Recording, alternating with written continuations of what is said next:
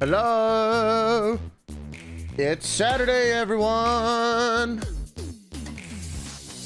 I'm a little congested today, so I apologize in advance for that, but you know what, it is what it is. Welcome on in, Chibi. How you doing? Hope you're having a wonderful weekend so far.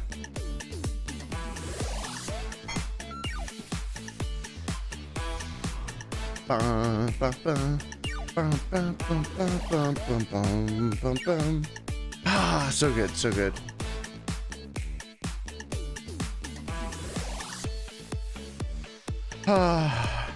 Guys, I've been so unbelievably busy the last few days.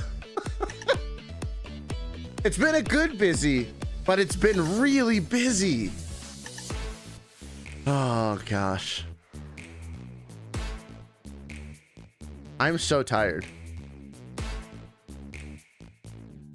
It's hot and humid here. I'm also learning Godot. It's breaking my brain. I am also learning Godot, actually, surprisingly. Or at least I am attempting to learn Godot.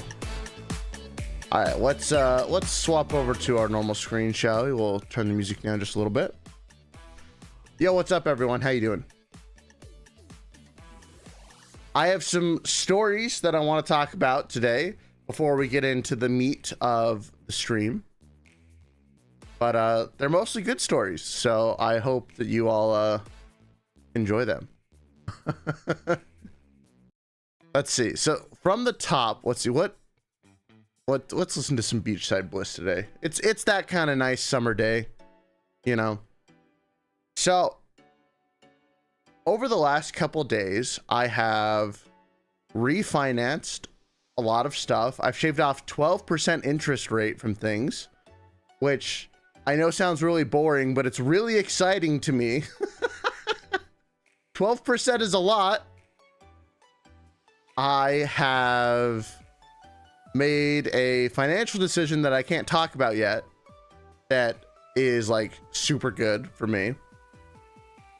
And I also hung out with friends who I haven't seen in like a year. So that was a lot of fun. But all of those involved driving places, and then I also was still, you know, working on top of all that. So it's been busy, man. It has been so busy. Where's my notebook? Uh-oh. Aha! It's kind of funny. I've gotten so bad at remembering what I'm supposed to talk about that if I don't look at my notebook anymore, I just don't talk about stuff at all. Oh gosh. Oh yeah, okay, I want to talk. So this is actually somewhat related to the stream, okay? This is somewhat related. Guys, I don't know what's going on with TikTok comments and getting me to talk about them, but if that's their end goal, it's working. It's working over there. Because I saw another comment. Actually, was this one YouTube? I don't know. It was on one of the two sites. But because you guys saw that I put out a little short talking about like reusing assets from RPGs and stuff if players just don't go into them. And apparently, I guess it's like a hot button issue of, or at least one person claimed that it was, that people think that if you reuse stuff, it makes the whole game like too railroady and doesn't actually let anyone's choices matter. And I thought that was fascinating because in my mind, I don't think reusing assets is invalidating any player choices. It's just the GM only has so much time in the day to do stuff. So if I already have a whole cave system planned out, why would I not reuse it and just change some of the stuff inside? It's not like the players would ever know what's in there originally. It was just, I was just surprised that it was even an issue that people talked about. I don't know, it's fascinating. Welcome on in, Squiddy Kids and Jose. How you doing? Hope you're having a good day. It was so fascinating. I couldn't get over it for a little while. So I guess that's really the question, is reusing assets railroady? Because I don't think it is. I think that I have a very limited amount of time to do stuff in the day. And so if the players never got to see that cave system I spent, you know, a couple hours on, I'm going to reuse it. I'll retool the monsters. I might change up the theme, but I'm going to use the same layout. It's not like that literally invalidates anyone. Literally every form of entertainment reuses assets, right? That I was so confused that it was even a discussion. Also, welcome on in, Vice. I don't think I said hi to you yet. It was just a fascinating discussion. Because apparently some people think that it's, you know, it makes it less unique. And I'm just sitting here like, have you ever run a game? Have you ever had that experience of working for like 6 hours on a boss fight and your players just skip it?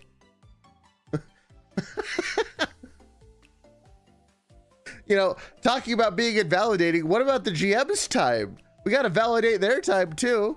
It's not like they just have infinite amount of time to put on a game for your pleasure, right? It was so fascinating because to me that whole comment thread was kind of born from born from ignorance of what the 1 second, Carl. What? Gosh dang it, Carl. My cat just knocked over something I have to clean up real quick. 1 second, guys.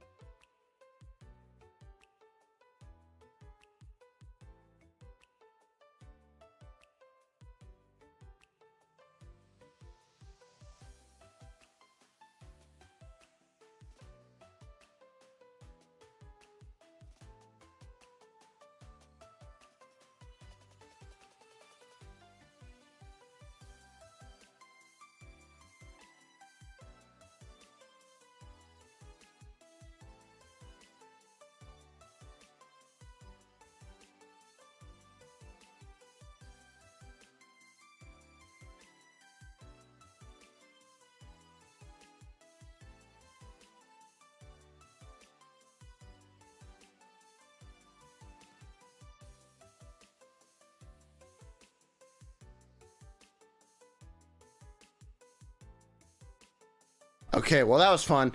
So I have a jar of dental treats that I keep on my desk for my cats. Well, not on my desk, but in my room. And it's on a really high shelf. And Carl got to it. I didn't know he could get up there. Thankfully, that not too many of them spilled. But oh, Carl. Derailing my thoughts.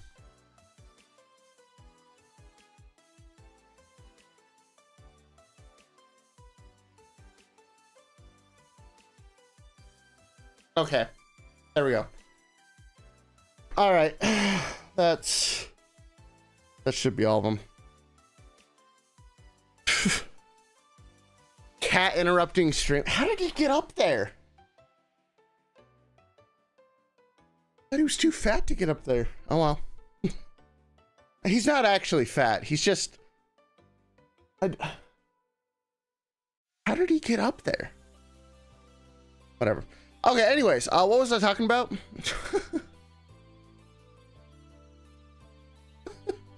Freaking Carl. That actually successfully completely derailed my thought process. I have no idea what I was talking about before. Something railroady. I don't know. Whatever. We can move on. Oh gosh.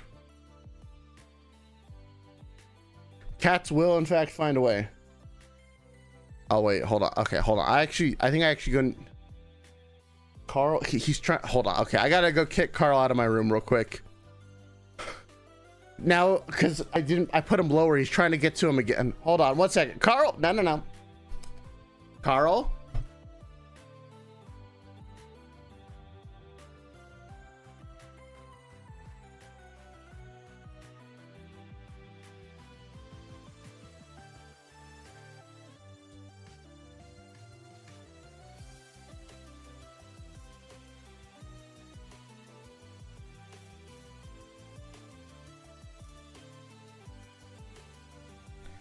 He's on the hunt. I gotta go put him away in a better spot, but I closed my door right now, so he can't get in. Sorry, buddy, but you know, I'm in the middle of stream, or else I would just find a way to deal with it anyways. Okay, anyways. Let's talk about the actual point of the stream today, shall we? So, Anima Beyond Fantasy, guys, is my favorite RPG system of all time.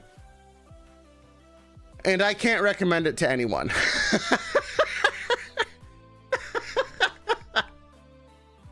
I love this system so much, but it is not new player friendly at all. Like, in terms of like the popular RPGs, I'd say that like 5th edition is really easy to get into. Basically anyone can get started playing it in a very short amount of time. Pathfinder is, to me, it's like a step up, like a slight step up from in difficulty of like, there's a little bit more math involved. It's a little bit less foolproof. You know, people do generally have to have an idea of like how TTRPGs play before they can really get into it. And then like 10 steps later, there is Anima Beyond Fantasy. And the reason why I say this is because in Anima, you can basically do anything. Anything your heart can imagine can be done. The downside to Anima is anything your heart can imagine can be done. So from a GM perspective, it is a nightmare at times. Because unlike a lot of games that have some really cool system mastery, I feel like Anima super rewards you for knowing the rules and using them to the best of your abilities. And the difference between someone who knows how to build a character in Anima to do cool stuff versus a new player who's just building a character is night and day. It's not even close. It's crazy. But I guess that's a pretty decent segue. Hello. Let's talk about the pros and cons of Anima, my favorite game of all time. Now, I already mentioned one of these. Pros. Let's crank that brush down. I forgot I was doing some weird work here. Okay, so pros. You can build anything. And what I mean by anything is if you want to play a dancer who has such legendary skill that they can summon tornadoes whenever they dance, you can do that. If you want to build a character that can sacrifice all of their hit points to send out blood lightning in a 1 mile radius, you can also do that. If you want to build a character that can shoot people by shooting arrows through portals and opening up portals behind enemies and hitting them in the back, you can also do that.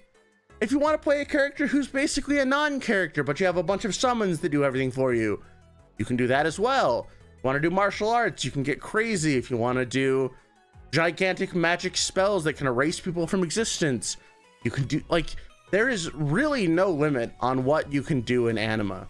It's anything, the most anime thing ever, you can find a way to make it. It's crazy.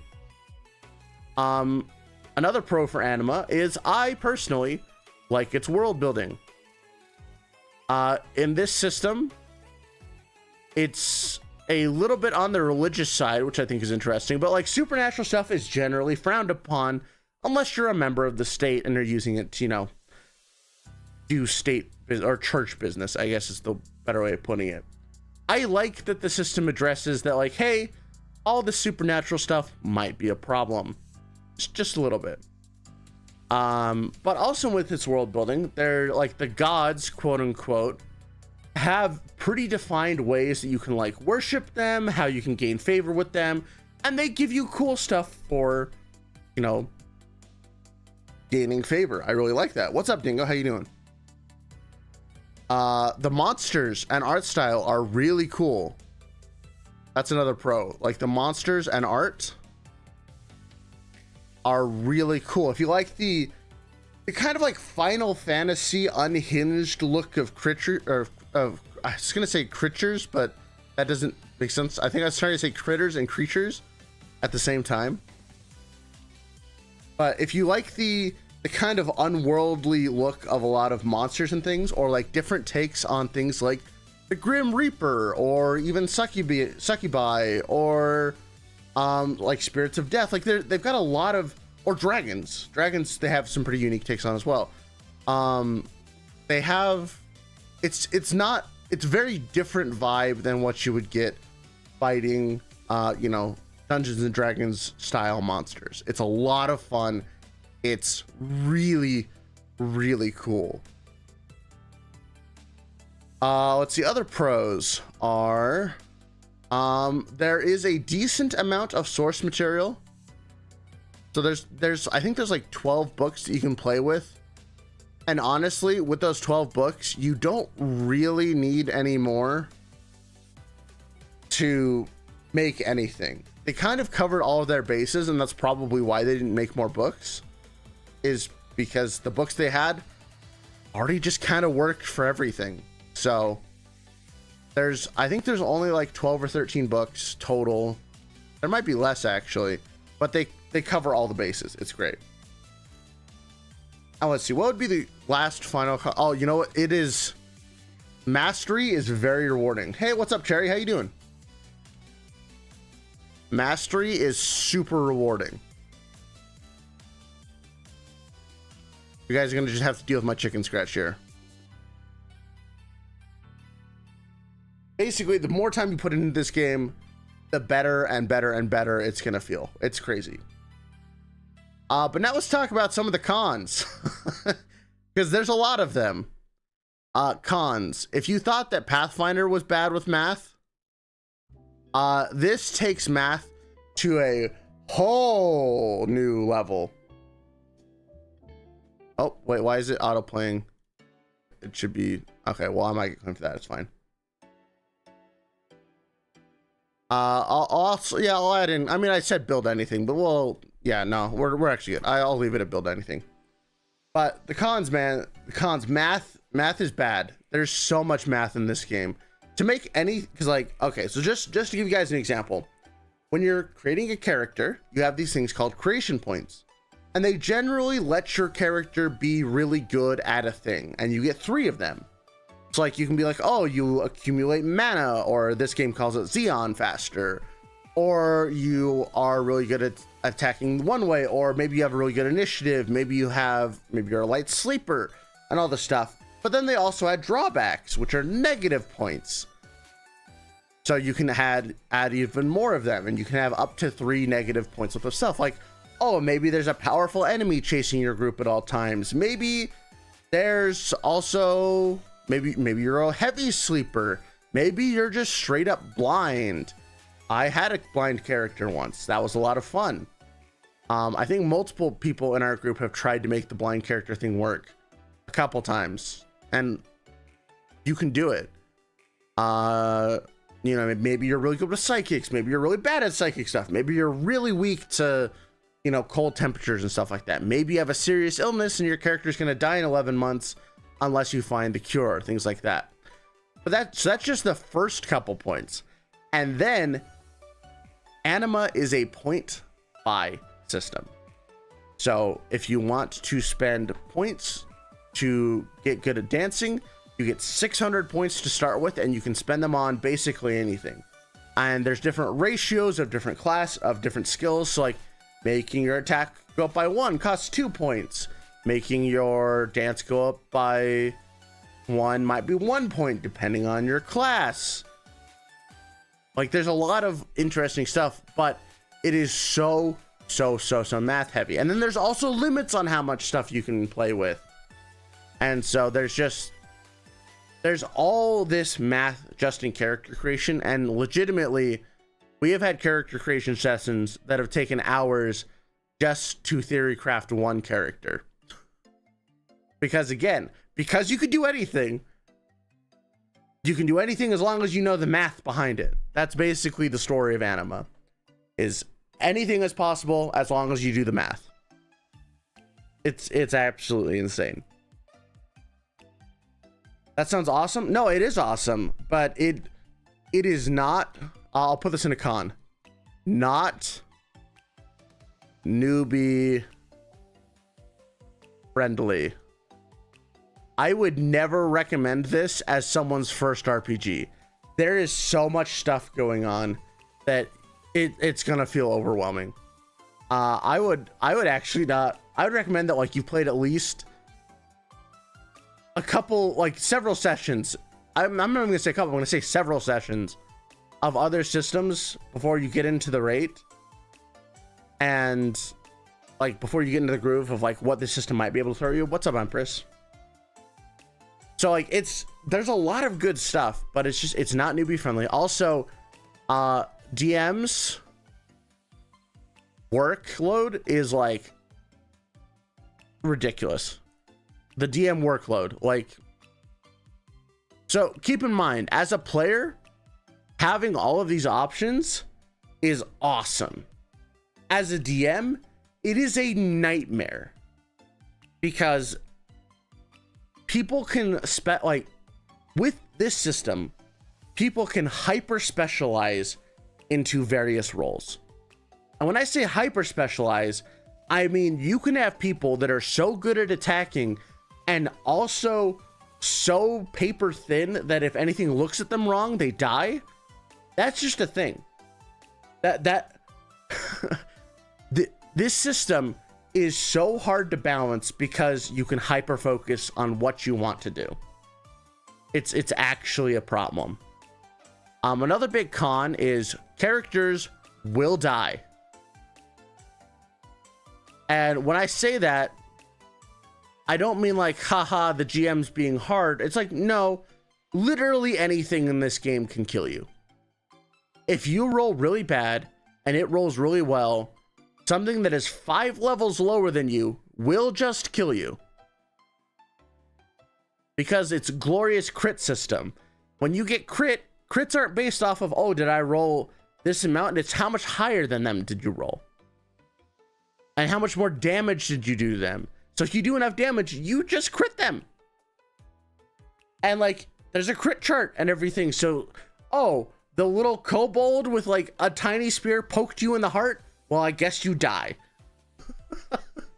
So characters die a lot. I think our most infamous characters have lasted literally like they were introduced and then they died like 5 minutes later. So keep in mind, with the amount of time you're putting into character creation and then just to have them die, that can be really, really frustrating. So yeah, it's a very lethal game. Very lethal game. And that kind of brings in to our next point. Translation issues. This is not natively an English system. It has been translated. There are English versions of it. However, the rules are a little unclear sometimes. And this can cause to some interesting rules disagreements of things. So you have to have a GM who is willing to work with that, and you know, you as a group will probably have to house rule a lot of things because it just doesn't do that. Like one instance I can remember is like there's a whole different type of summoning where you do like martial arts hand signals to summon things, which is cool. But the GM thought that I didn't control what I summoned, so I summoned something and it got me and another person killed. And because there's not any rules about it, it's just like they have the rules for summoning, but they don't really have the rules for what happens when you summon things that way. So if you're not willing to work with stuff, or you know, look at things in a different light, like it can be frustrating. It can be really, really frustrating.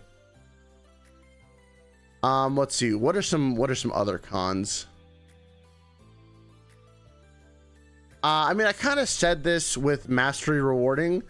If you bad characters are really bad.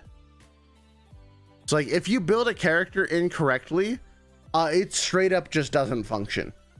Like not even just kind of doesn't function. It just does not function if you mess up the math. So you have to rebuild things. Like there's been multiple times where we've gone through this whole thing and thought that we had done things correctly, only to realize, nope, our numbers were completely off. And we couldn't, like, we had to start from scratch and rebuild the characters. It's kind of unlike D&D, where like a fighter will still be good at hitting things regardless of what you do. In this, you could make a fighter that literally couldn't hit a child. And I know that's a weird comparison, but like children have like really bad stats. But if you build wrong, you could just never hit anything. Like you couldn't hit a rock that was standing still. You couldn't do anything. It's crazy. You literally couldn't hit anything. It's ridiculous. It's ridiculous. So basically you need a degree in trigonometry. Kinda, sometimes it feels like it. But again, like that's all balanced by you can do anything.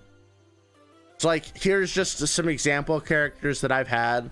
I had a summoner who had 4 summons that were part of their, like they were each pieces of their soul. And they could all do really cool and unique stuff, but if any one of the summons died, then I died. We had a martial artist who could do all these crazy abilities by sacrificing hit points. We had a wizard that was just like he was just pretty much just a fire wizard, but he was really good at gathering mana. So normally in this game you have mana as a resource, so to cast big spells you have to spend a lot of mana, but he didn't cast big spells. He cast a lot of little spells, but he could do it very fast. So he basically never ran out of mana because you could just gather mana from the ambient air and use that. It was pretty cool. We had a talisman wizard once, who was like a buff wizard. They would write these spells on a talisman and then stick them on people so that they could maintain them for a really long time and like super buff. We had a psychic who just used their mental abilities to increase their physical abilities. That was cool. We had another psychic who would just blow people up by touching them. There's literally every type of character you can imagine. I had a character who was blind, but she was a psychic and she had a pet crow, and she could link her senses to her crow so she could see out of her crow's eyes. That was kind of cool. That was a lot of fun. Also, one other thing that's kind of up here in the pro category is there's a lot of really cool race options, and I do think that Anima is one of the few games that I've ever seen where levels don't really matter in the game, like at all. They really don't. The difference between a level 7 character and a level 2 character is the level 7 character is going to be a bit better at everything, sure, but it's not the same difference as like a level 7 character in D&D between a level 2 character in D&D. Because the way that the game is structured is you get 600 points to start, and then every level you get another 100 points to spend on stuff. So the difference between 1 and, or I said 2 and 7 is a level 2 character has spent 700 points, and a level 7 character has spent 1100 points.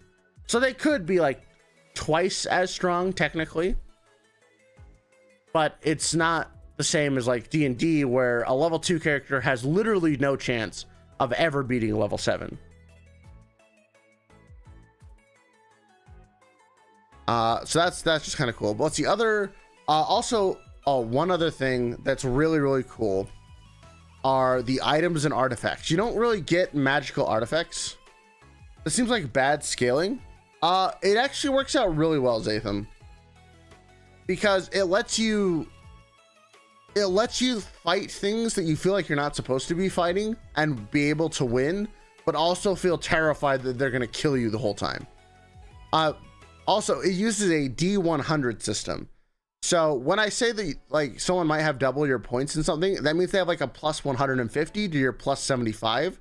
So the dice can still mitigate a lot of that. And you can do a lot of things to pump up your situational modifiers. Honestly, those are probably the most important thing in the game, is less your dice skill, like your actual roll on your dice, but all of the modifiers you can stack up. But I want to put in the artifacts or items in this are also really cool because a lot of them have unique abilities. So like one of my favorite items to use is called Zuberwolf. I feel like to understand how we'll have to we'll get to that. I'll show you stuff in just a little bit. I'm just explaining the positives and negatives. So for those of you who haven't seen one of these TTRPG streams, granted this is only the second time we've done it, I kind of go over the pros and cons of the system, and then we talk a little bit about character creation. Anima is way too complex to try and do on stream. My brain would literally melt, but I will show you everything so you can get an idea of what you might be getting into if you want to look into this more. But yeah, so artifacts are really cool. They have a lot of different items. You can spend some of your creation points to get artifacts. That's a lot of fun. But my favorite item is a thing called Zuberwolf, which is a piece of armor that you have to have a minimum strength to even wear, but it gives you like a lot of damage reduction. It like increases your strength score to like be huge while you're wearing the armor. You're really slow, but you're just super tanky. It does like a sunfire blast or something, if I remember correctly. There's a lot of cool stuff. There's also a god level artifact that when you ring it, it's called the cat bell. When you ring it, everyone nearby just turns into cats forever. So that's fun. There's a sword where if you crit someone with it, you erase them from existence. That's fun. You know, just a lot of fun stuff like that. But here, let's show you guys a little bit of what this system actually looks like, shall we? Oop. That work? Haha, it did. Let's go. You could turn everyone in your party and the boss into cats. Yeah, I mean, you would also turn yourself into a cat because you're not immune from the effect, which is kind of funny. But it is like, it's really cool. I'm a big fan of it. But you generally don't get god items like that. And let me take a little drink real quick.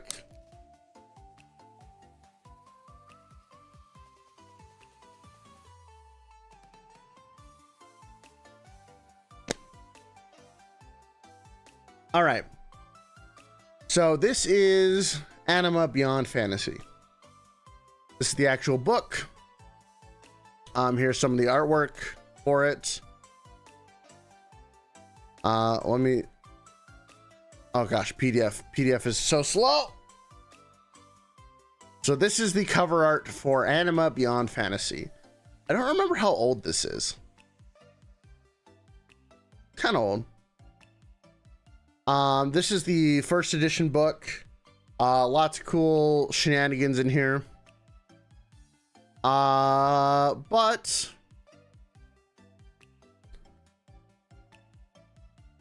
here is some of the,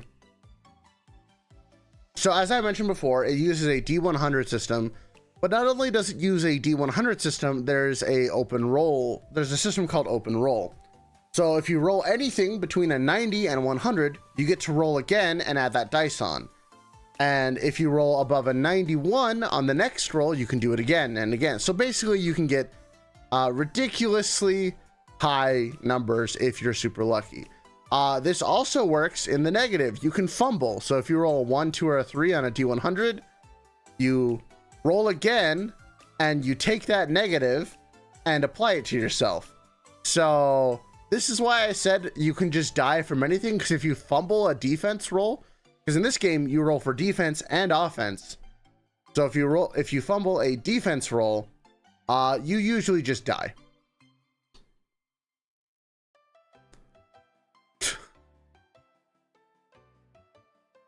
Yeah, you usually just die.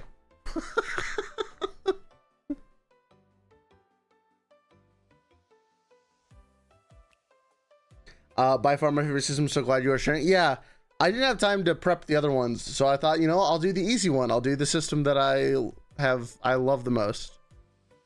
Ability checks work the same way. Resistances are kind of like your dodge, reflex, and will from Pathfinder or D&D, so same type of thing. But then look at that art. Nice little art. But you also have 8 stats instead of 6, so that's fun. You have strength, dex, agility, constitution, intelligence, power, willpower, and perception. The various, they all do different things. I guess I'll just read through them. Strength is how muscular you are, how much you can lift. Dexterity is your physical skill and coordination, along with precise attacks. Agility is your speed and movement. Agility actually directly controls how fast you move, which can get insane. Constitution is, you know, how harder you are. Intelligence is your intelligence. Power is kind of like your spiritual power, so this is used for things like mana or to resist supernatural and things like that. Willpower is mostly just for psychic stuff, and perception is how well you see. This is one of the only games that I've ever played that has perception as a base stat, not a skill. Just thought that was interesting. Now the fun thing here is, what do these values represent? So in this system, a 5 is average. You get no penalty or no bonus for having a 5 in a stat. 10 is supposed to be the maximum that like humans have achieved. Like the example it gives right here is that Einstein would have a 10 in intelligence. Once you go past 10, you can go all the way up to 20, by the way. Things start scaling ridiculously. Hey, what's up, Ted? You love my videos? Why, thank you. So the example it gives here, a strength of 15 would be able to move a small mountain. 20 literally means that you can pick up anything. Or like on 20, hold on. What? Someone, I need to turn on do not disturb. There we go. People texting me. 20 in agility means that you can move anywhere in the universe at any, you can just do it instantly. It's basically instant transmission. So getting ability scores that high can be really fun, really broken, and all that jazz. Here we got some races and some abilities. So here's just some of the stuff that's going to go on your sheet. So you have attack, you have block, you have dodge, you have key abilities, you have weapon modules, because weapon modules are what lets you use weapons. Martial arts. You have a wear armor skill that you need to actually be able to wear armor. You have psychic points that are used by psychics to enhance powers. You have psychic projection, which is like your psychic attack and block. You have psychic modules, which will let you do cool stuff as a psychic. See you later, Vice. Hope you have a good rest of your day. For mages, there's Xeon, which is your mana. There's magic accumulation, which is how fast you can gather that mana. There's magic protection or projection, which is what you use to attack and defend. You have a summon skill, you have a control skill, you have a bind skill, you have a banish skill for summoners, and then there's also mystical modules that add even more abilities. So I think you might, hopefully this is starting to put a little bit into perspective of how crazy character creation is if these are just all the skills. But we're not done yet. Here's all the secondary abilities. So you got, your standard like acrobatics, athleticism, climb, jump, ride, swim, arts, dance, forging, music, sleight of hand, notice, search, track, intimidate, leadership, persuasion. I love that style is a social skill. Subterfuge is hide, disguise, lockpicking, poisons, theft, stealth, trap lore, and then intellectuals, animals, appraisal, herbal lore, history, memorize, magic appraisal, medicine, navigation, occult, sciences, and yeah, there's even more in other books. You're correct. Such an underrated but very loved TTRPG. I miss playing my Tuan Delir Thief. Nice. Tuan Delir is probably my favorite race out of this whole group, and we're actually going to talk about them later when we get into cool stuff. We're almost there. And then finally we have Vigor, which is Composer, Feature Strength, and Withstand Pain, which will let you shave off negative abilities from being crit. There's so much fun stuff here. And now, we can get into development points and levels. Oh. Because here's where we get to talk about actual character creation. So you get to have 600 development points. That's the resource that is used to buy abilities. But every ability has a cost depending upon your class. So for example, we'll just read off the example it gives here. Welcome on in, Truly, by the way, and Amanda. Let's imagine that we want to spend 60 development points in abilities such as science. If the cost of the skill were 1, we would have an ability of 60 points. If the cost were 2, our level in the ability would be 30. With 3, it would be 20, etc. So you have all of these different costs based off your class. And then there's also point distribution limits. For example, you cannot spend more than 50% of your points into combat abilities. So a level 1 character could only spend 300 points into combat, whether that's attack and defense. And not only on top of that, but your attack and defense have to be within 50 points of each other. So again, the math is really starting to come into play here. Wish I could stick around and have fun. See you later, Colonel. In addition to all of this, you will also add in your attribute bonuses. So if you have, 10 in an ability, it gives you like a plus 15 or plus 30 to that attribute or to that skill or whatever. So then with all of that, oh, we're not even done yet. We got so much more to go. Then we can move into looking at what our base life points are. So Constitution is really important because, as you can see, if you have a 5 in Constitution, you have 70 points. If you have a 10, you have 135. And then in addition to that, you can buy multiples of your Constitution modifier to add on to your life. So if you want to be tanky, you better put a high con, because if you have a 5 con, you have a plus 0 to Constitution, you can't actually buy more hit points because your modifier is 0. Whereas if you have a 10 and it's plus 15, then every time you buy a multiple, you will get 15 more maximum hit points.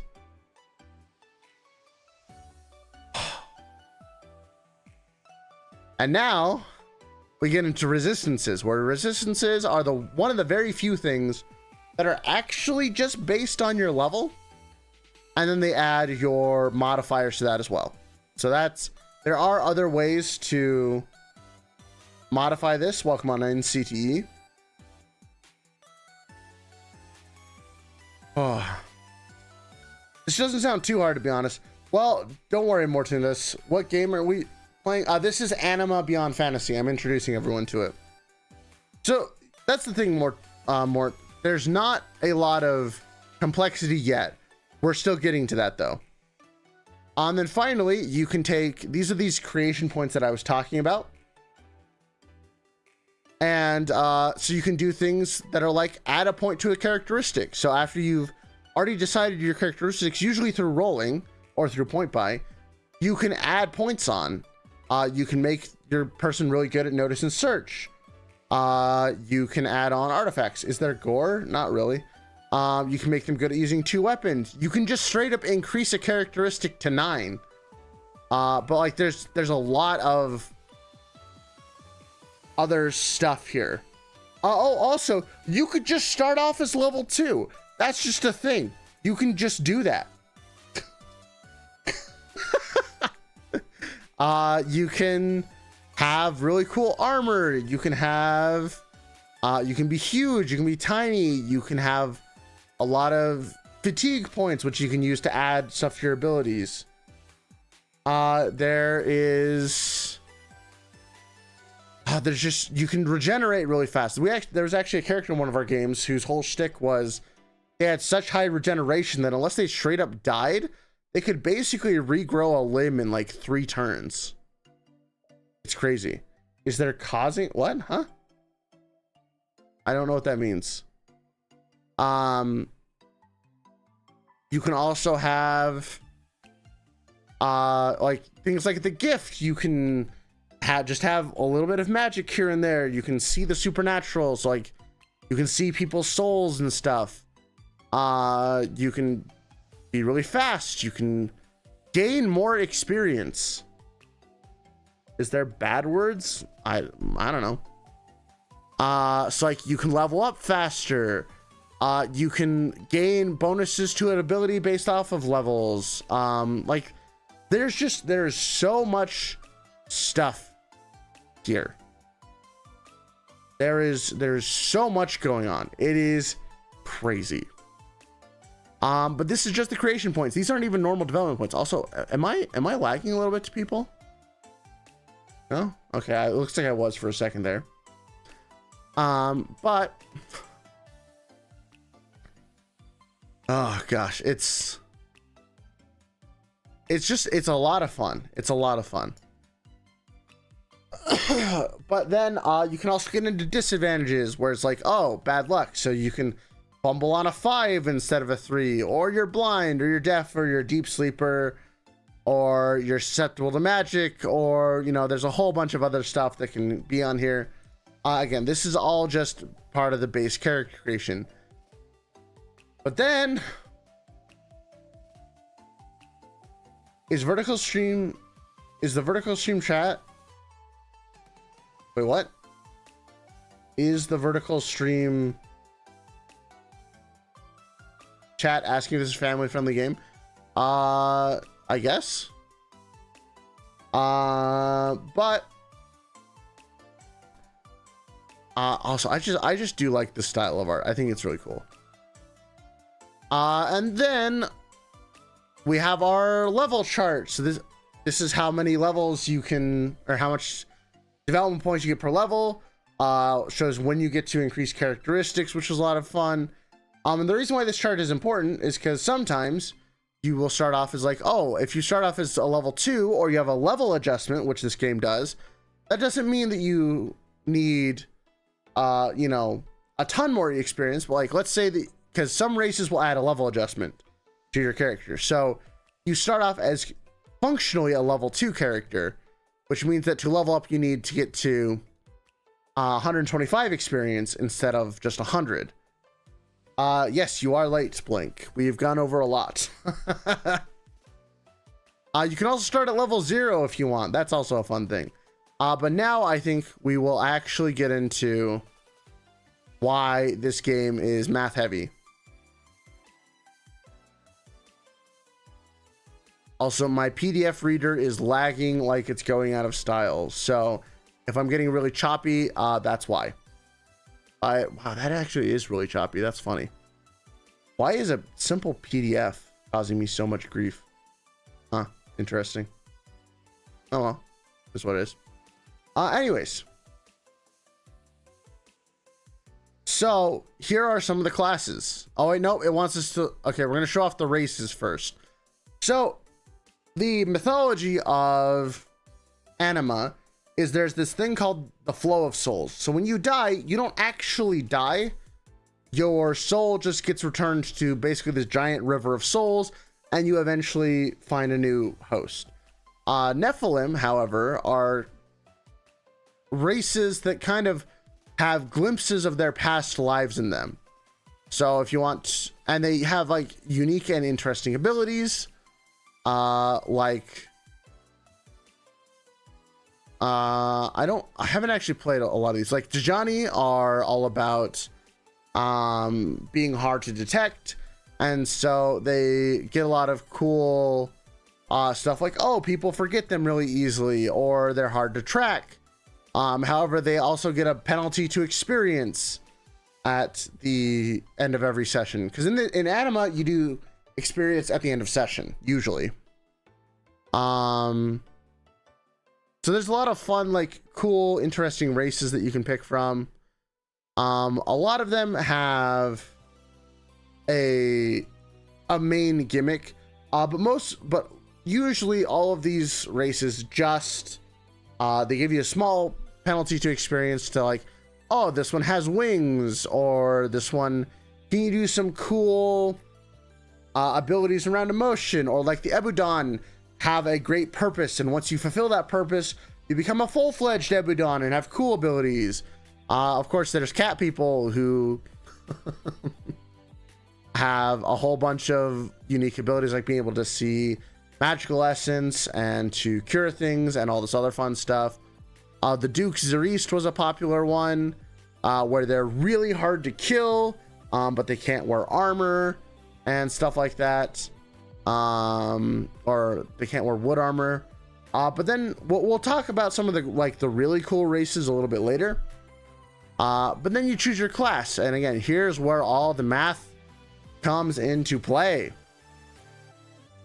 So a warrior, this is your class template. This is all you get. It tells you, hey, you're a fighter, you get this many hit points per level, in addition to your constitution. This is how much martial knowledge you get, which you can use to make like martial arts. You can have up to 60% of your combat ability. Hey, what's up, Castrion? How you doing? This is how much it costs to buy your combat abilities. This is how much it costs to buy your supernatural abilities. Here's how much it costs to buy your secondary abilities. Also, I did try to best fake Pathfinder. You want to give about 60% of the way through. That's understandable, Blank. It's hard. This one would actually be even harder. You see how much extra attack you get per level, and things like that, and just what other feat stuff you get on a bi-level basis. But if you scroll down, you'll notice that like all the stats start to change. Like, so acrobatic warriors are really bad at blocking, but they're still okay at dodging. They're not great at intellectual.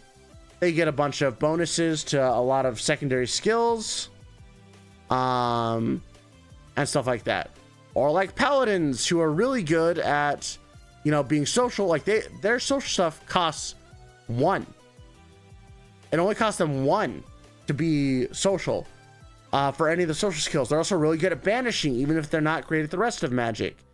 They have really good combat stats. They can choose not to develop magical abilities and stuff like that, and instead get other things. And like there's dark paladins. So the classes are really just templates for the type of character you want to play. And you can actually transition out of these classes later when it makes more sense to, be a different class later. That's really cool. Stuff like that. So there's actually not a lot of classes, but each of them just have different levels of points you can spend. You bought fancy whiskey, nice. And that kind of informs what you're going to be doing for the rest of the game, because again, if you want to play someone who's really good at sneaking, then you'd be an assassin who would get all these bonuses to hiding and stuff, as well as really good attack and dodge. Or if you want to be a thief who wants more skills, that's kind of like the rogue of this game. They have really cheap costs on a lot of skills that will let them just be a skill monkey, stuff like that. There's just so much good stuff about this system. But like I said, as you can see, every class changes how much stuff costs. So here's where the math really starts to come into play. And I'm so sorry, I don't know why my PDF viewer is just eating all of my memory. It's weird, but it is what it is. Let's see, what else do we got here? I think we're getting close to the end of character creation. You know, I wonder. Hold on, let me try something. I'm gonna see if I can call an audible here and try and open up something in a different program, so maybe it will stop being so slow.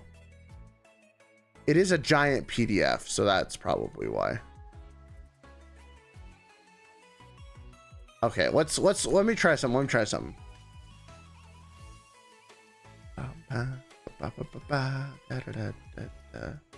Because then maybe I can close this. Okay. Oh, that's so much better. Wait, if I zoom in, does it still slow? No. Okay, that is so much better. Yeah, we're gonna close out of that window. Gosh, get out of here. All right, we are no longer lagging. This is good. This is what I wanted. I'm gonna drink some more water though.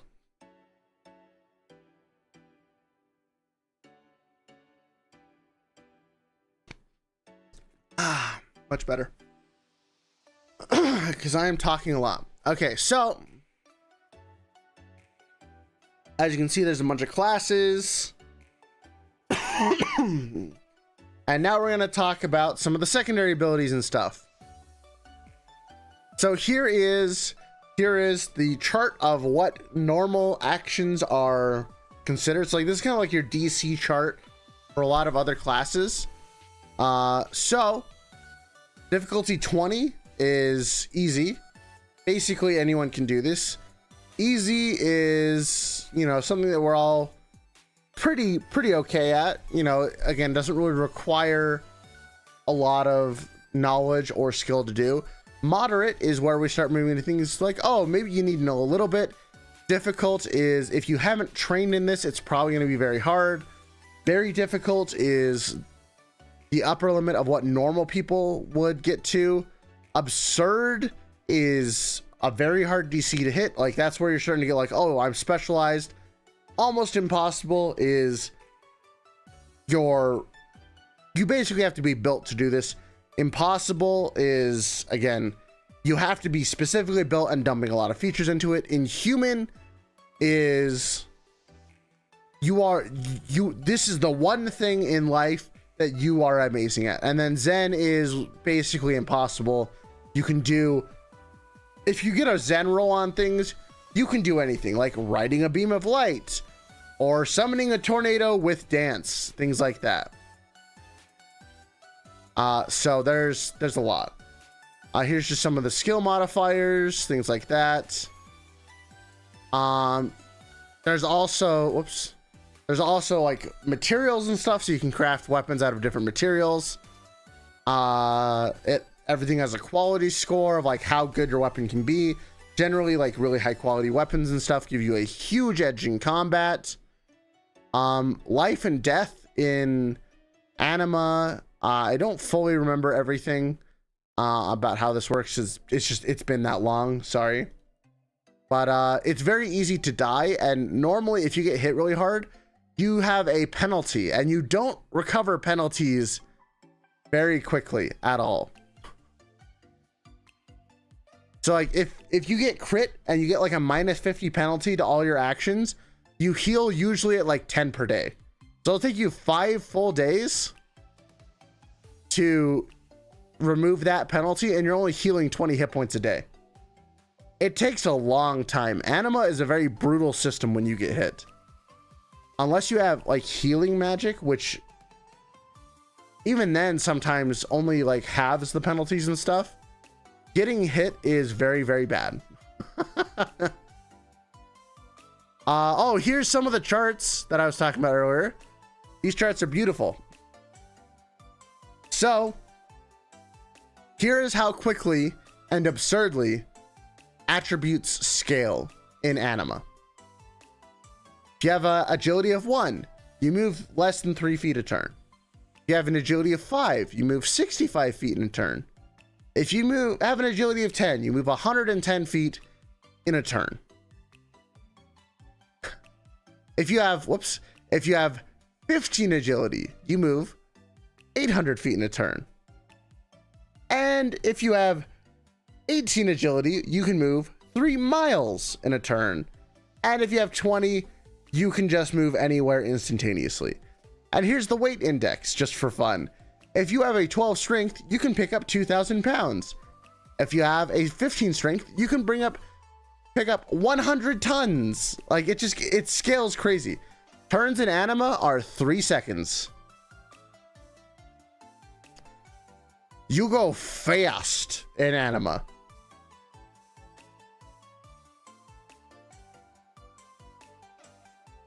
You go very fast.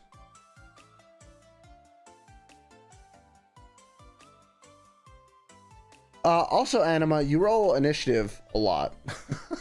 Just as a side note. Yeah, you go zoom in. Let's see. So yeah, you just become the Flash. It is not uncommon for that to happen in this system. Here's just some of the modules that give you access to, like, oh, you can use these types of weapons and things. You can purchase weapon specializations individually, or you can buy modules and stuff. You can also buy style modules, which will let you do like area attacks and things like that. Basically hit multiple people at once. There's mystic modules, martial arts modules. There's just, you can learn different types of martial arts. So like if you use Taekwondo, you have a base damage of this.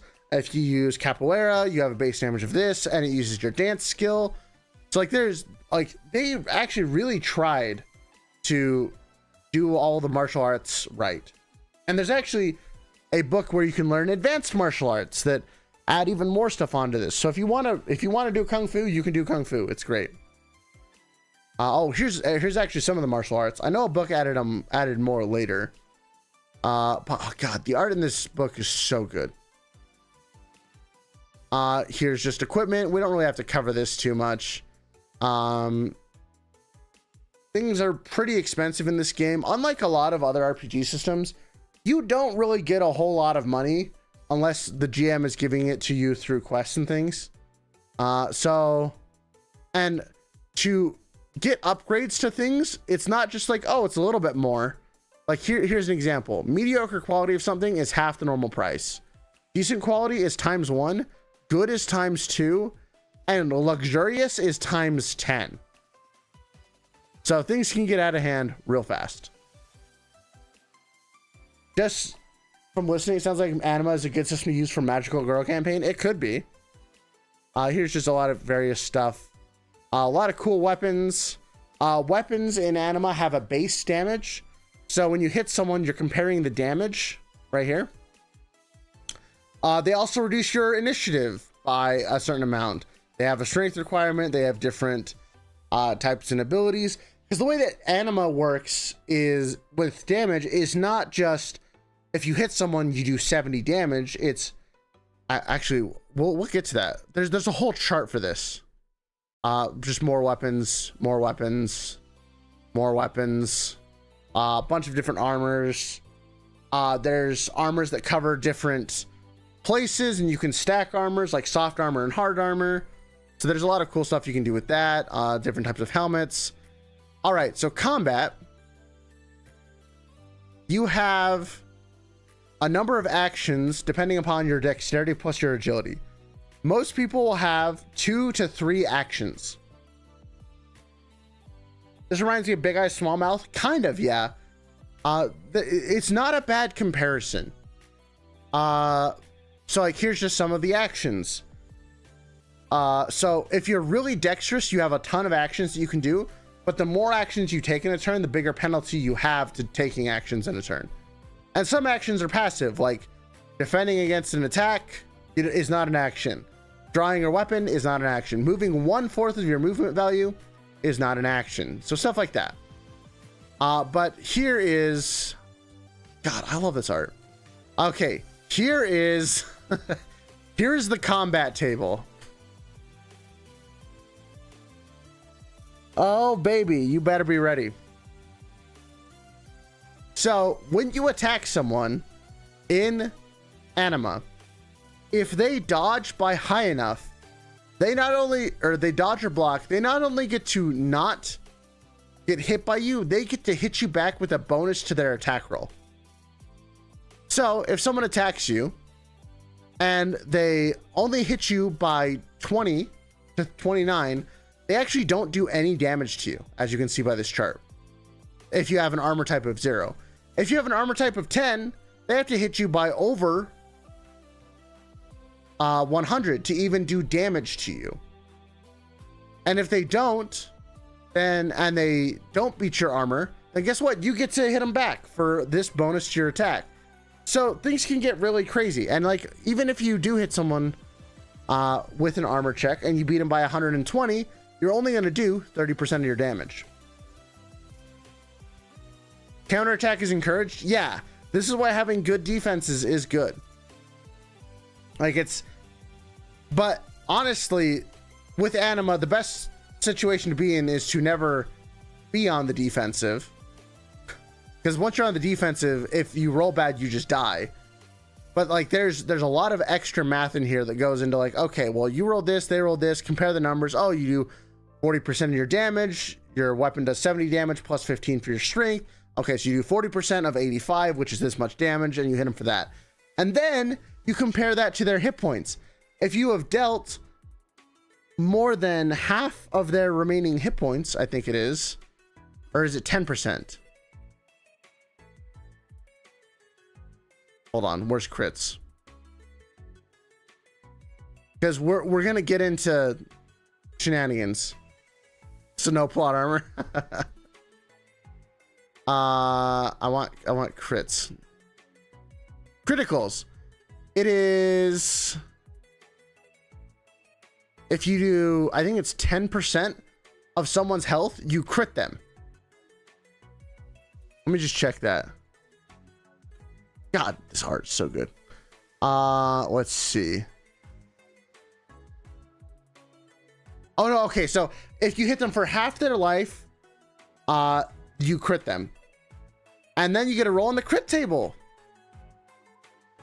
And then they have to roll a physical resistance against whatever you roll, plus the damage you dealt, or else they take that big of a penalty. And depending on how bad they roll, that penalty can just not go in combat. So that penalty is being applied to their attack and defense. So basically, once you crit someone, it becomes easier to crit them. And there have been multiple times where we've gotten crit in the head or like the heart or the kidneys or something, and we have died because of it. I actually had a character, that's how my character who summoned a manticore died, is the manticore hit me in the kidneys and blew up my kidneys. So I didn't die immediately, but I died pretty soon after. So that was fun. Let's see, other shenanigans. There's so much key abilities.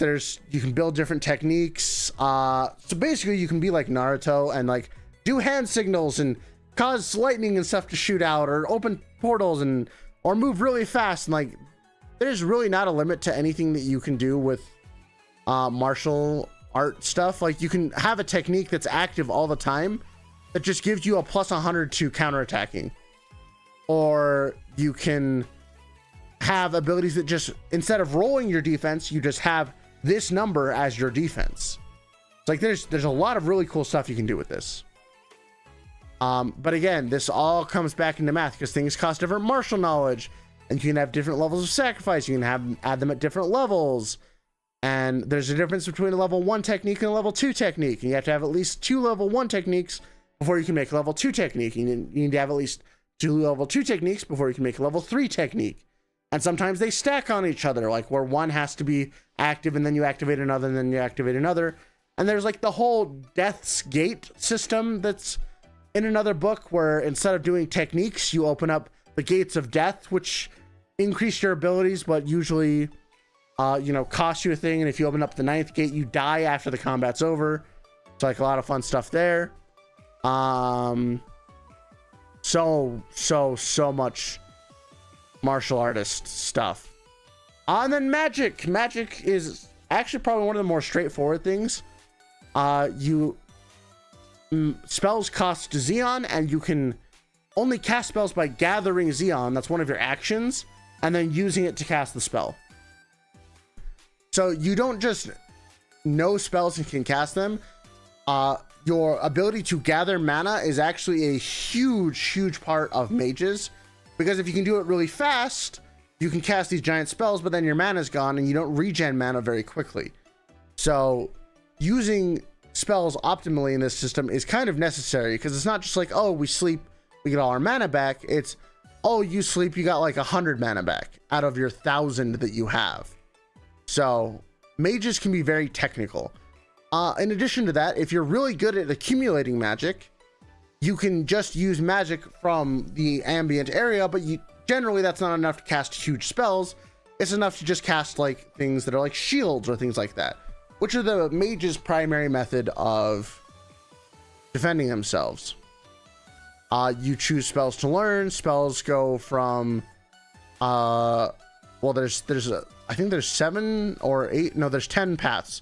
So there's light, darkness, creation, destruction, water, earth, air, fire, essence, illusion, and necromancy.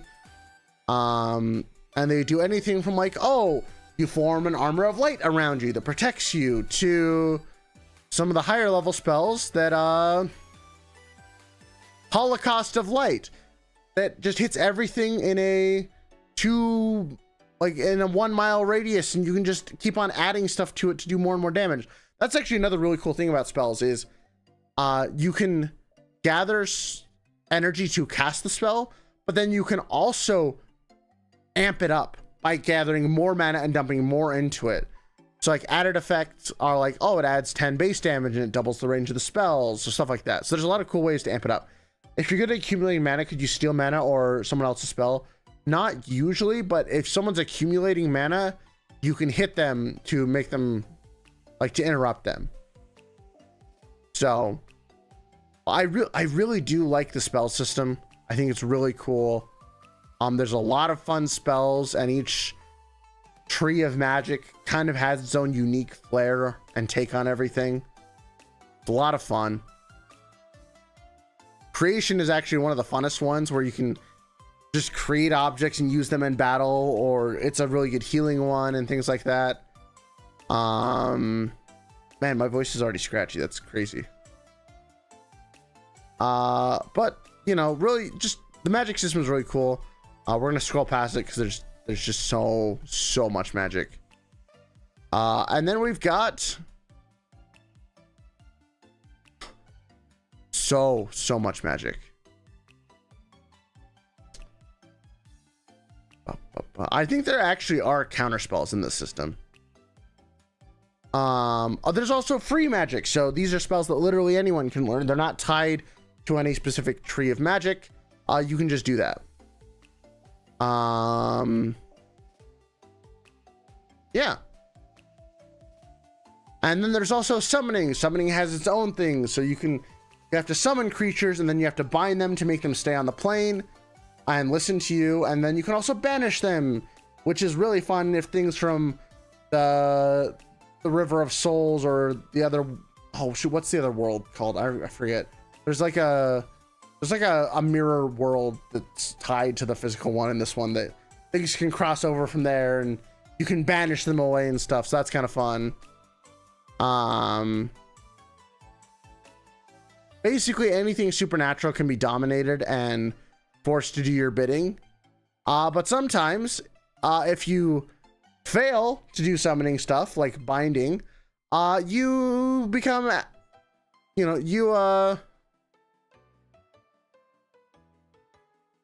you set all your creatures free and they can't be bound by you ever again and stuff like that. So that's fun. Oh, there's also invocations. So, tarot decks, you can summon tarot cards that basically do really cool stuff.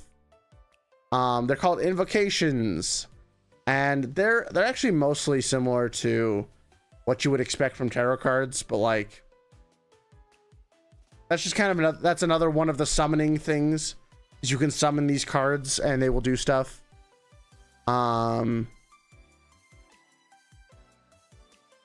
Just really cool. Really cool. Let's see. Then there's psychic stuff. Psychic has Psychics have their whole own system going on of they roll to see how well they can do the thing, and then they roll to attack with the thing, and then they can maintain the thing so that it just stays active this whole time. And they have this, every psychic ability has a bajillion charts. They also have modifiers based off of where you are, what you're doing. Sometimes they have modifiers based off of your mental state. There's just so much going on here. And then there's a whole thing about poisons that is in here as well. Poisons are a huge part of the game that you can do, that apply differing effects, stuff like that. And there's a whole bunch of environmental damage, and there's charts for fire damage and cold damage and electric damage, and how much damage giant boulders will do, or hit points of bars or trees. And oh my gosh, there's just so many charts. And then there's experience, where you get anywhere from 5 to 30 experience per session. Oh gosh, there's so much. There's so much. And then this is just some of the GM stuff. I want to show you some of the really cool shenanigans here, though. Oh, here's the world map. The world map's kind of cool. They came out with a book that explains all of the different countries. As mentioned, the church is kind of the most powerful entity in this. There's a lot of religious subtext to this game where supernatural stuff is evil. And so there's actually a whole thing about becoming a saint so you can use your supernatural abilities without getting arrested, which I thought was interesting. So yeah, there's a lot of reference to the church, which is kind of an interesting setting. There's also an order of all female assassins called the Selene Assassins. They're fun. We had characters who are part of that a lot. Oh, the Wake. That's the other area. The Wake is like this shadowy part of our world. That's where most of the things from outside of the natural world come from. So creating a Belmont is a good idea. Oh yeah, a Belmont would be awesome in this setting. Like, people would love you. Let's see. And then there's there's all I forgot. There's also, so time travel is a thing that you can do in this game, by the way. And there's an entire faction called the Imperium that's whole purpose in game is to just kill you if you time travel. It's like, oh, you messed up the timelines? Okay, well, we kill you now. I just thought that was funny. There's also some technological stuff in here. You can go to hell. That's fun. Here's some more of these are the true-blooded Nephilim. So these are like really big, like really cool races that do a lot of stuff, but they have level modifiers, so they level slower, but still really cool. Some of this art, man, is just so good. And then there's a concept called Elan, which is basically how much your god likes you. Because there's these gods called, I think the Beryl and the Shazads, that are gods that you can earn favor with, and they do cool stuff. Like Mikael, which is the soul of God. Like, again, there's a lot of religious subtext in this game. But like, if you become really good with them, you can cause miracles, like walking on water or stuff like that. But it does cost your Elan to use them. So if you're really high up with a god and you use one of their abilities, you have to re-earn it. And this is some of the ways that you re-earn it, like giving back hope to an individual, saving someone's life, undoing a major wrongdoing, risking one's life to save someone else's, stuff like that. And there's, like the End of Days, this guy's all about death. There's Uriel, who's all about moving really cool ways. There's Jada, who's about controlling other people. There's Gabriel, who is like very artistic and loving. There's Noah, who is all about we actually had several people who worshipped this one because he's all about just beating people up to get better. And his actual ultimate goal is to raise a warrior that is strong enough to beat him, because that means that there'll be someone who is worth his time to fight. I really like his concept. Raphael is all about Mother Nature and shenanigans.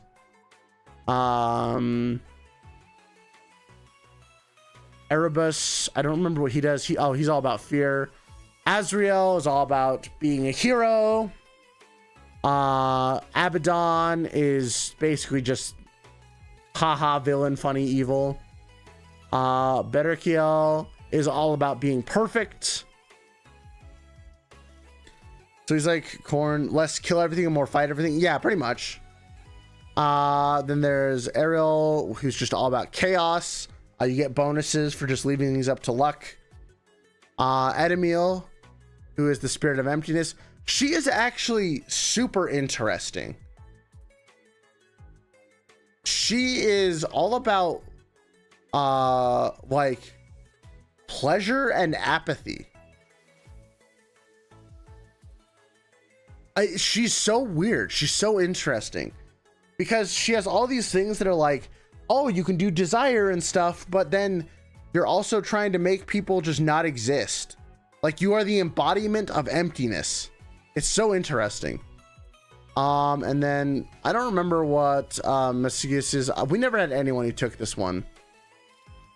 And then here's just some sample characters and stuff. Lots of cool things back here. But that's the general overhaul of the whole book. So you kind of have an idea, like there's a lot of meat in this system and there's lots of books that you can get into. But it is going to take some time. It's not super approachable and easy for everyone to get into. But yeah, that's the overview. I do want to see, however, if I can show you guys the creature book, because the creature book has some of the coolest artwork ever. And this is what really made me fall in love with Anima, is looking at the creatures, because they are so cool. I just have to see if doing so will in fact dox me.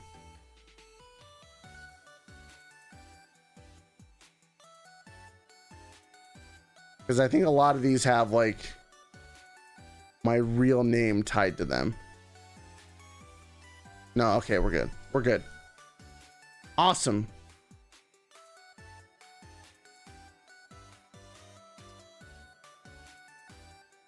All right, so here's essentially the monster manual for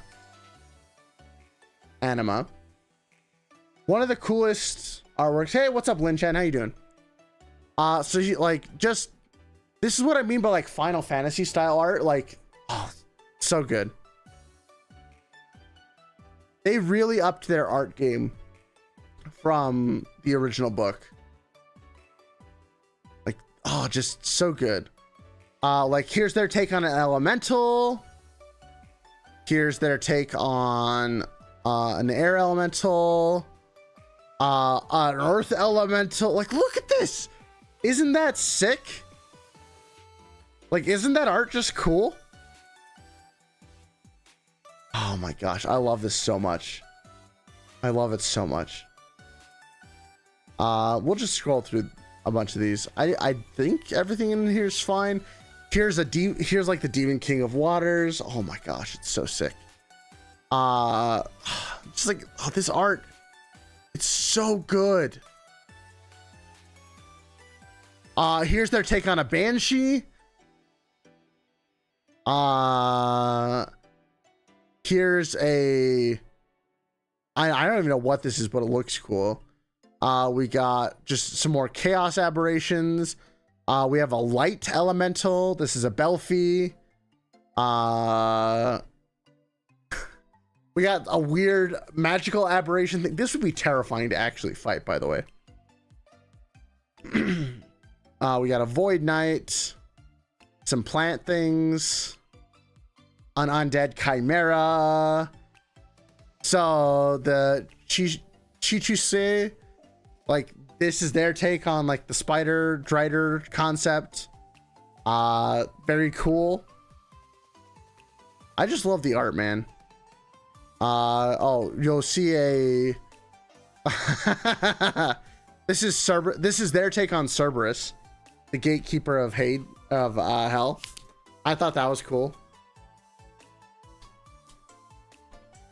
I also love that Cerberus is completely incapable of harming anyone who's never committed a sin. That's kind of cool.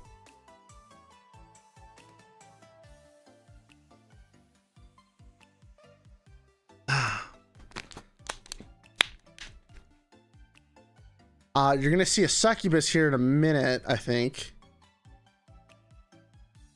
That's an infernal duke. Oh gosh, it's so good.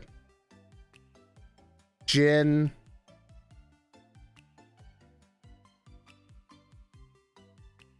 This is their take on a dragon, by the way. Isn't that sick? Like, look at I love when they do dragons like this. This art is fantastic. It's so good. I love when they depict dragons as like these super otherworldly beings. So good. Here's another dragon. Another four-winged dragon. So good. Here's their take on a Dullahan, a headless knight. Pretty sick. Oh, the Sphinx. I actually really like how they do the Sphinx. So this is what a Sphinx looks like in their system. It's so cool. I love how the head has like its own eye. It's got 3 eyes. Its mouth is part of its chest. Just cool. Skeleton. Oh, that we fought one of these. I forgot what that is. It's like it's a vacuum elemental. Ghosts are cool. Abyssal Devourers. Oh, here's basically the worm from Dune. We have fought one of those once. There's 2 types, by the way. There's one that's like, it's a babby worm that's, you know, only like 600 feet long. And then there's the big worm that's like 20 miles long. And they just straight up kill you. They're awesome. Love them. Hellhounds are cool. This is a dryad. I like this take on that. That's pretty cool. Dude, just the art. The art is so good in this. Ant warriors. I forgot. Is this another dryad? Oh, this is a Huldra. This is a lady of nature. Looks great. God, so edgy, some of these designs. Oh, this thing is sick. This is a carrier that holds like undead wasps and stuff. It's absolutely terrifying and it's massive. Shadow Master is really cool. Here's the Manticore. Marionette. Medusa, I think looks really cool. The Abomination's really cool. Oh gosh, just so much art. Oh, this is Omega, who is like the most powerful evil thing that exists.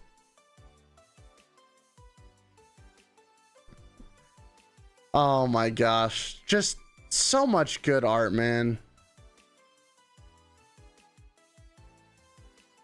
Blood Elemental, this is terrifying. Storm Aeon.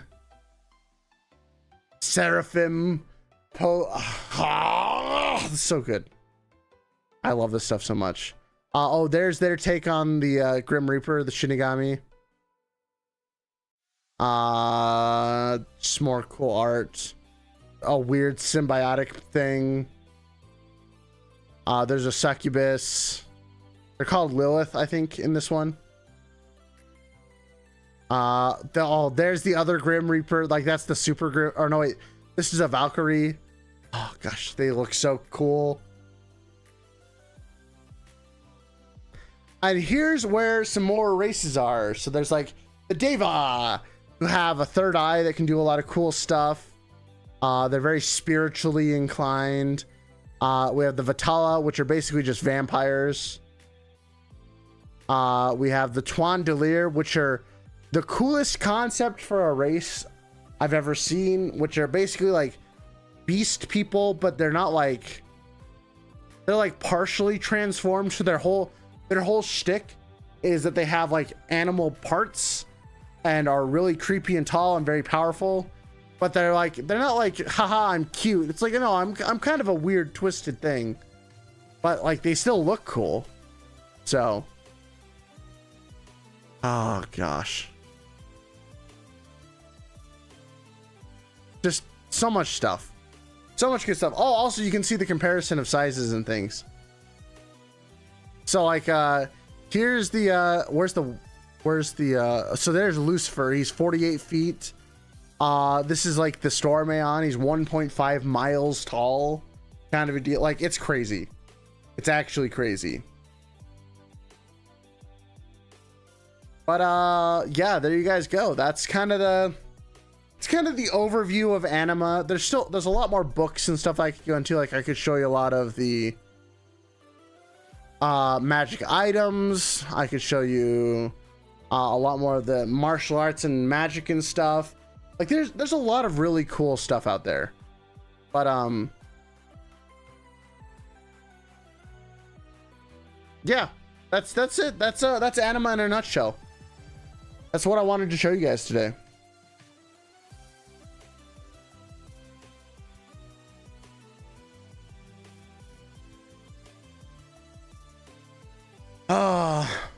Hope you enjoyed.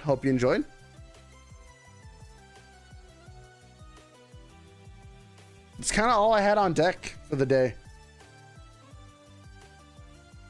I don't think we're gonna do one of these every week, because I've learned that prepping for this takes a little bit of time, because I have to kind of reacquaint my brain with things like that. But it seems like you guys like when I just talk about a system for a stream. I kind of want to just keep doing this with systems that I've played to, like, you know, introduce you guys to more and more of the options that are out there, because there's a lot of really cool options.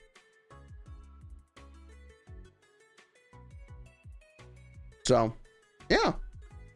Hope you guys enjoyed.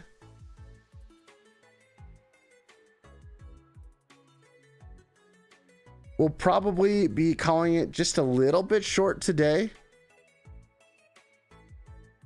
because I do have some other stuff that I need to get through today. I might actually be breaking my multiple days of my 20-day streak of uploading shorts, but I'm gonna try and make sure that doesn't happen. I gotta keep uploading. We've been on a nice kick recently. It's been great. Very happy with what's been going on. Let me see if any of my friends are online to, like, send you guys over. Also, make sure you join the Discord and all that jazz. You know, for anyone who hasn't, you'll probably be seeing more stuff out of me for RPGs and shenanigans. Oh, right. I wish that Stream Elements would be active in every chat instead of just one, because the commands only work in one chat right now. But yeah, let's see who is online, who has shenanigans that we can raid into. Like no one. Okay, that's fine. But anyways, thanks for hanging out, guys. I hope you enjoyed it. Members will be back on tomorrow. You'll get to see the conclusion of a project, so that'll be fun.